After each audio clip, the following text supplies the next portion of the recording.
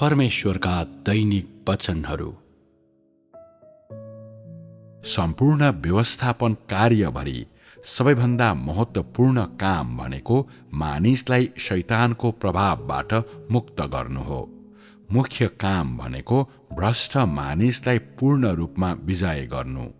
यसरी विजय गरिएको मानिसको हृदयमा परमेश्वरप्रतिको मूल भक्तिलाई पुनर्स्थापित गर्नु र मानिसलाई सामान्य जीवन अर्थात् परमेश्वरको सृष्टिको सामान्य जीवन हासिल गर्न दिनु हो। यो काम अत्यन्तै महत्त्वपूर्ण छ र यो व्यवस्थापन कार्यको केन्द्रबिन्दु हो। मुक्तिको कार्यको 3 चरणहरूमा व्यवस्थाको युगको पहिलो चरणको कार्य व्यवस्थापन कार्यको केन्द्रबिन्दुबाट निकै टाढा थियो।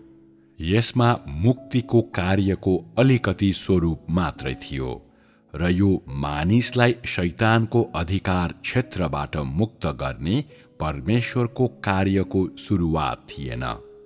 कार्यको पहिलो चरण प्रत्यक्ष रूपमा आत्माले नै गर्नुभयो, किनभने व्यवस्थाको अधीनमा व्यवस्थाको पालन गर्ने बारेमा मात्रै मानिसलाई थाहा थियो र मानिससँग त्योभन्दा बढी सत्यता थिएन, किनभने व्यवस्थाको युगको कार्यमा मानिसको स्वभावलाई परिवर्तन गर्ने कार्य मुस्किलले संलग्न थिए। शैतानको अधिकार क्षेत्रबाट मानिसलाई कसरी मुक्त गर्ने भन्ने कार्यसँग यो सम्बन्धित हुने कुरा त परै जाओस्।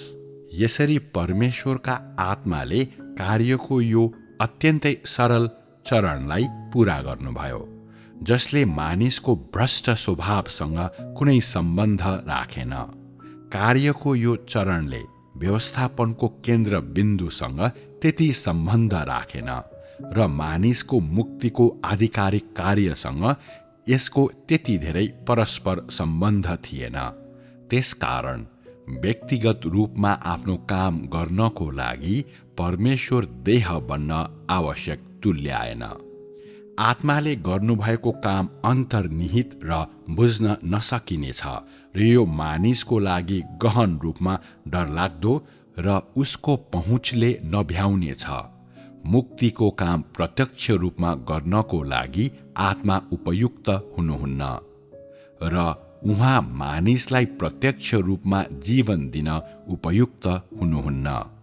मानिसको लागि सबैभन्दा उपयुक्त भनेको आत्माको कामलाई मानिसको नजिकको पहुँचमा रूपान्तरण गर्नु हो। भन्नुको अर्थ आफ्नो काम गर्नको लागि परमेश्वर सामान्य सर्वसाधारण व्यक्ति बन्नु नै मानिसको लागि सबैभन्दा उपयुक्त हो। यसको लागि आफ्नो काममा आत्माको स्थान लिन परमेश्वर देहधारी बन्नु आवश्यक हुन्छ र मानिसको लागि परमेश्वरले काम गर्ने योभन्दा अरू कुनै उपयुक्त तरिका छैन। कार्यका यी 3वटा चरणहरूमध्ये 2 चरणलाई देहले अघि बढाउनुहुन्छ र यी 2 चरणहरू व्यवस्थापन कार्यका मुख्य अवस्थाहरू हुन्। 2 देह धारणहरू पारस्परिक रूपमा परिपूरक छन् र तिनीहरूले एक अर्कालाई सिद्ध रूपमा परिपूर्ण गर्छन्। परमेश्वरको देह धारणको पहिलो चरणले दोस्रो चरणको लागि जग बसाल्यो र परमेश्वरका 2 देह धारणहरूले एउटै पूर्णतालाई निर्माण गर्छन् र तिनीहरू एक अर्कासँग परस्पर विरोधी छैनन् भनेर भन्न सकिन्छ। परमेश्वरको कार्यका यी 2 चरणहरूलाई परमेश्वरले आफ्नो देहधारी पहिचानमा अघि बढाउनुहुन्छ, किनभने सम्पूर्ण व्यवस्थापन कार्यको लागि ती अत्यन्तै महत्त्वपूर्ण छन्। केसम्म भन्न सकिन्छ भने परमेश्वरका 2 देह धारणहरूको कार्य बिना सम्पूर्ण व्यवस्थापन कार्य रोकिने थियो र मानव जातिलाई मुक्त गर्ने कार्य बकमफुसे गफ बाहेक केही पनि हुने थिएन। यो कार्य महत्त्वपूर्ण छ कि छैन भन्ने कुरा मानव जातिका आवश्यकताहरू, मानव जातिको भ्रष्टताको वास्तविकता र शैतानको अनाज्ञाकारिता र कामप्रतिको त्यसको बाधाको गम्भीरतामा आधारित हुन्छ।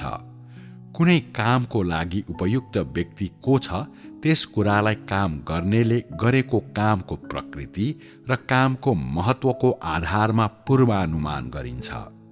जब यो कामको महत्त्वको कुरा आउँछ, कार्यको कुन विधि अपनाउने हो त्यसको आधारमा परमेश्वरका आत्माले प्रत्यक्ष रूपमा गर्नुभएको काम वा देहधारी परमेश्वरले गर्नुभएको काम वा मानिसद्वारा गरिने काम, सुरुमा हटाइने भनेको मानिसद्वारा गरिने कार्य हो र कामको प्रकृति र देहको कामको विरुद्धमा आत्माको कामको प्रकृतिको तुलनाको आधारमा मानिसको लागि आत्माले प्रत्यक्ष रूपमा गर्नुहुने काम भन्दा देहले गर्ने काम नै लाभदायक छ र यसले अझै बढी फाइदाहरू प्रदान गर्छ भन्ने नै अन्तिम निर्णय हो।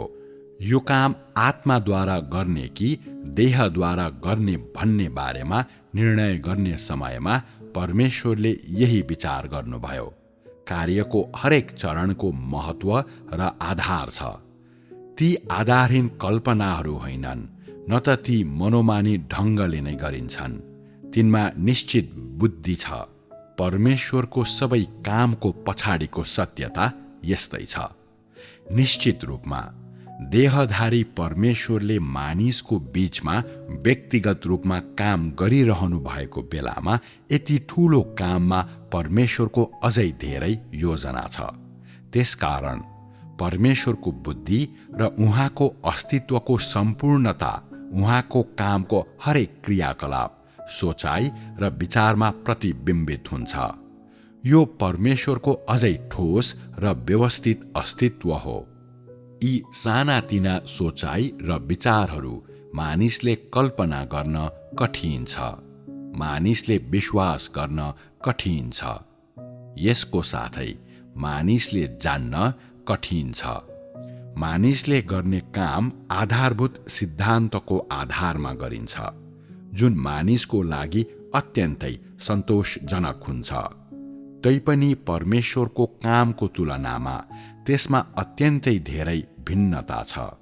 परमेश्वरका कर्महरू महान र परमेश्वरको काम विशाल आकारको भए तापनि तिनका पछाडि मानिसको लागि अकल्पनीय हुने धेरै साना र सटिक योजनाहरू र बन्दोबस्तहरू हुन्छन्। उहाँको कार्यको हरेक चरण सिद्धान्तको आधारमा गरिने मात्रै होइन, तर हरेक चरणमा त्यस्ता धेरै कुराहरू समावेश हुन्छन् जसलाई मानव भाषाले व्यक्त गर्न सक्दैन, र यी कुराहरू मानिसको लागि अदृश्य छन्। चाहे यो आत्माको काम होस् या देहधारी परमेश्वरको काम होस्, हरेकमा उहाँको कामका योजनाहरू समावेश हुन्छन्।